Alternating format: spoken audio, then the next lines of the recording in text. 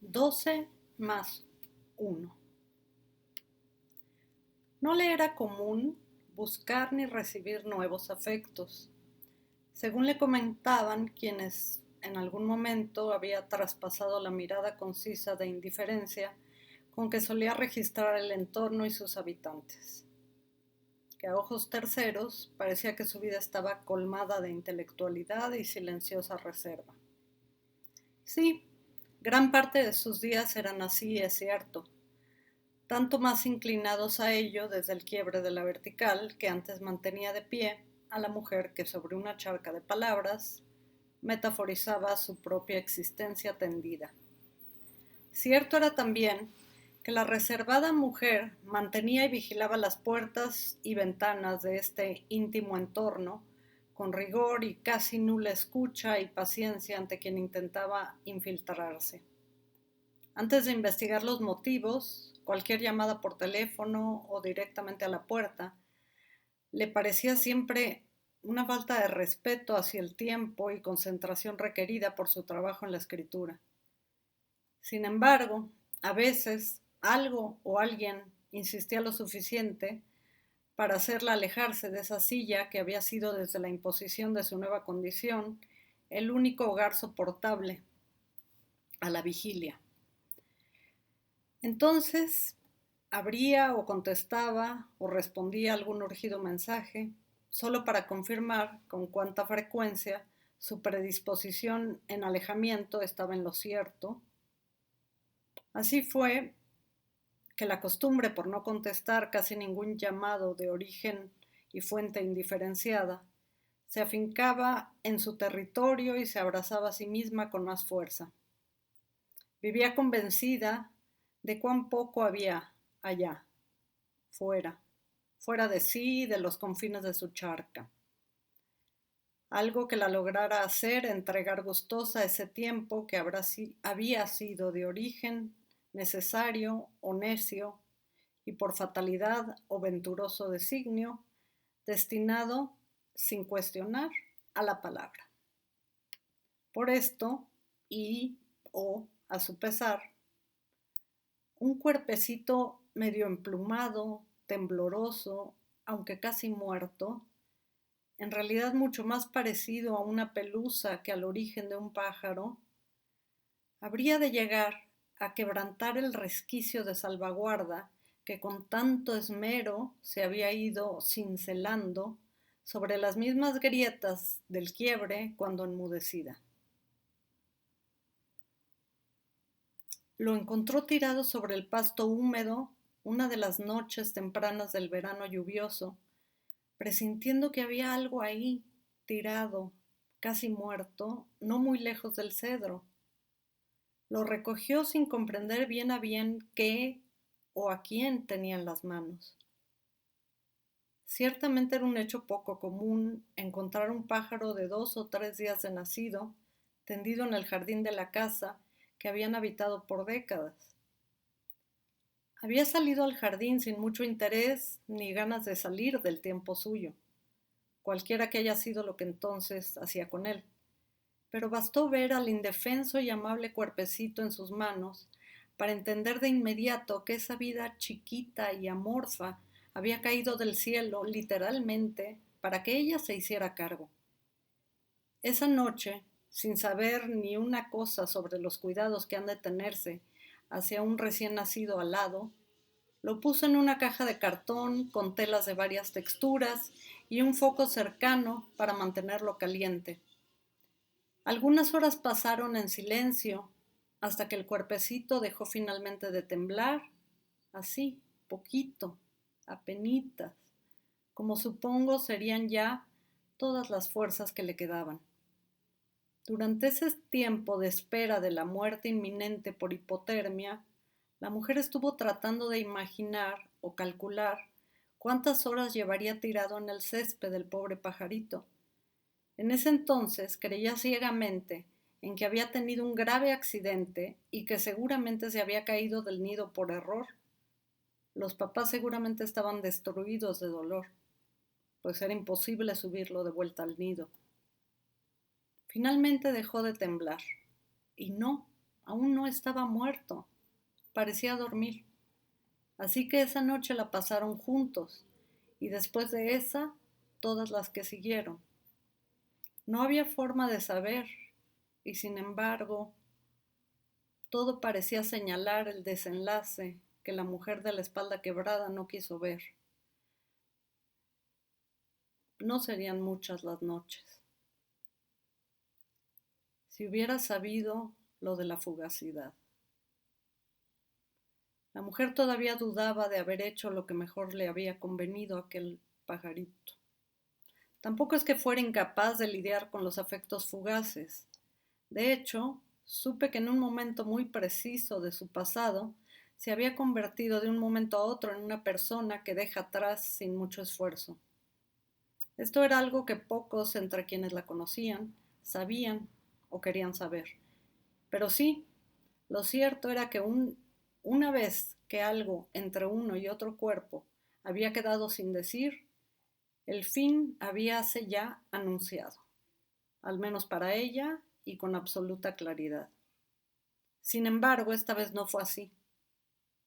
Supongo entonces que no quedó nada sin decir, a pesar de la fugaz existencia de ese pequeñísimo ser que despertó al suyo. Desafortunadamente, el amor que creció dentro de ella cada hora de esa semana y días que aprendió y logró darle vida a alguien, resultó ser un torrente emocional que la dejaría hecha pedazos. Ciertamente cuando menos lo esperaba y por una razón con toda certeza imposible de prevenir. Amar así a un pájaro. La mujer en la charca no habla mucho de eso.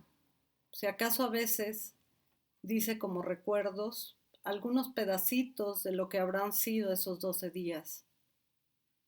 Vivía en mi cuello, entre la mascada que ese día había elegido para él sobre mí.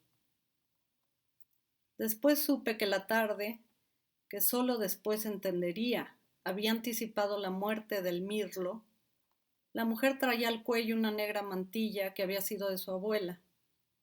Esa abuela, a quien había ido queriendo y entendiendo más cada vez conforme pasaba los años sin ella. Esa abuela a la que ojalá en algo se parezca a su férreo carácter. Era una mantilla europea, probablemente española, de esas que se traían en barco hasta Veracruz y después en tren hasta la rica ciudad minera, fundada para ser uno de los principales umbrales de la llamada Ruta de la Plata, ahí donde su abuela vivió cuando joven, la ciudad de Guanajuato. Semanas después del incidente, la mujer reparó en ello y de fondo se maldijo, como si habiendo portado ese encaje negro al cuello, hubiera anticipado en señal el duelo inminente. Sabía y a veces le parecía extraño usarla fuera de uso, sabiendo que la abuela solamente la portaba cuando iba de luto a algún velorio, desde el primer rosario, el entierro y la novenaria. Anticipado o no, el pajarito Clocló murió durante la noche del 12º día, posiblemente sin hacer ningún ruido, sin pedir ayuda. Ojalá. Se recriminaría para siempre, siendo que dormía a menos de 1 metro de ella, pero por otras razones llevaba ya un buen tiempo tomando una pastilla para dormir cuyo efecto era rotundo, sino hasta el plazo esperado. Cuando llegó ese plazo, el cuerpecito que apenas hacía 2 días había aprendido a bañarse en un charquito de agua limpia parado dentro de un trasto bajito y transparente sobre la cama. Ese cuerpecito ya estaba frío, incluso con el foco, incluso con la cobija cubriendo la jaula por las noches, como había sobrevivido todas las anteriores. Estaba aprendiendo a aletear con la fuerza suficiente para lograr el vuelo, uno de esos días asegurados entre la espalda y el rostro alegre, solo entonces, de la mujer tendida de costado. Sí, hay que decirlo así, así de claro, Habrá que precisar que si se cuenta aquí esta historia es simplemente por eso, por la felicidad. Cuando vivió Clo-Clo, la mujer recordó que existía dentro de ella aún esa apabullante emoción, la felicidad de estar viva. Se dio cuenta también que aquel sentir lo había desterrado por completo. No tenía memoria ni rastro, ni siquiera registro cercano sobre su verdadera intensidad. Había olvidado lo que era existir con entusiasmo, con la ilusión de abrir los ojos cada mañana. Todo eso lo había olvidado, al menos durante el transcurrir de los pasados 10 años, según calcularía después. Antes, parecía casi imposible saber si era feliz. Ella creía que lo había sido, a su modo, al modo del dolor que desde atrás de ella debía haber tenido momentos felices. Sin embargo, fue la primera mañana cuando sintió por primera vez alegría y ganas de despertar para tener a Clo-Clo cerquita del cuello, como tanto le gustaba para dormirlo, para cuidarlo durante el día y las tardes, envuelto entre las mascadas con las que mantenía cálido su propio cuello, para que el pajarito, sintiendo los latidos y la respiración, si no era de quien debiera haber sido su madre, fue entonces cuando se dio cuenta. Llevaba años sin querer despertar. Entonces se fue dando cuenta también de todo lo demás. Quizá ya demasiado tarde, siendo que Clo-Clo ya estaba muerto. Pero quizá no.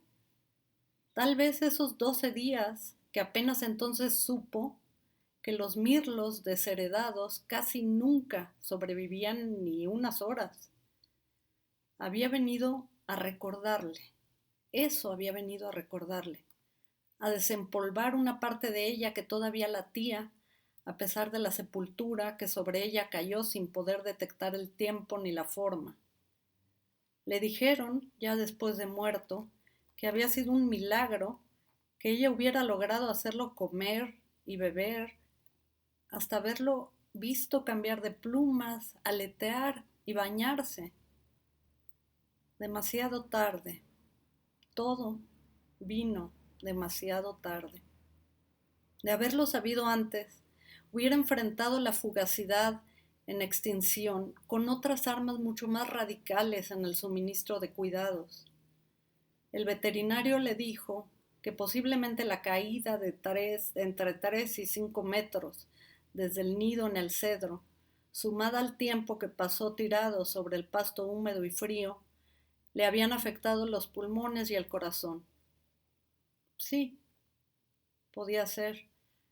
Recuerdo que respiraba con mucho esfuerzo, pero entonces, ¿qué iba a saber? Quizás sí respiraban todos los mirlos recién nacidos cuando estaban contentos. Pues esto era lo único cierto. Habían vivido una vida increíblemente feliz y perfecta el tiempo que duró su existencia compartida. También le dijeron que son las madres las que los echan de los nidos, los tiran abajo, avientan fuera al más débil para cuidar a los otros, para poder hacerse cargo de los otros, pues son entre las aves la especie con más requerimientos de cuidado durante el primer mes de nacidos. Cuando lo supo se le revolvió el estómago, agradeció no haber tenido hijos, maldijo a la especie y pasó semanas buscando obsesivamente sobre cualquier prado cercano algún otro desterrado de familia. Nada, nadie, solo Clo-Clo. La angustia y el dolor crecieron hasta casi explotarle por dentro. Nunca había caído un pájaro recién nacido dentro de ese jardín durante casi 50 años. Después, tampoco volvió a pasar. Después de todo lo sucedido, la mujer se había quedado con una pequeñísima pluma que encontró sobre su tapete entre la jaula del pajarito y la suya. El cuerpecito yerto lo había enterrado en una maceta de hojas verdes como agujeradas, que entre los viveros llaman esqueleto. Y la conciencia, nada fácil de soterrar de nuevo, del saber que dentro de sí existía todavía la felicidad, con toda su fuerza de ingenuidad y potencia. Desde entonces, se ha venido preguntando entre las palabras que empantanaban su charca: ¿qué se hace ahora con esto dentro, con esta felicidad?